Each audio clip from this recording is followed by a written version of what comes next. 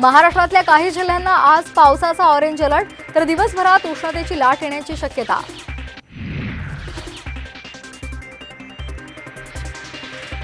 सांगोल्याचे देशमुख शरद पवार गटात प्रवेश करणार, माढ्यामध्ये पवारांची ताकद वाढणार.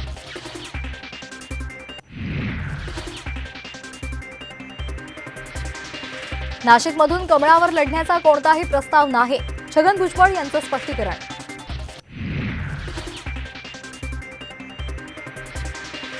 काँग्रेसच्या नेत्या वर्षा गायकवाड उद्धव ठाकरे यांची भेट घेण्याची शक्यता, दक्षिण मध्य मुंबई लोकसभेसाठी इच्छुक असल्याची माहिती.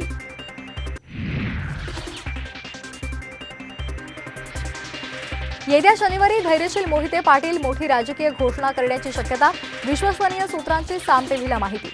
भाजपला रामराम करणार का, याकडे लक्ष.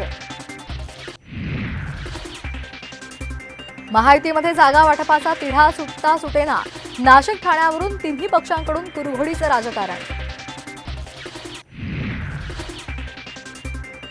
हार्दिक पांड्याचा सावत्र भाऊ वैभव पांड्याला अटक, पार्टनरशिप फर्मच्या माध्यमातून 4,30,00,000 रुपयांची फसवणूक केल्याचा आरोप.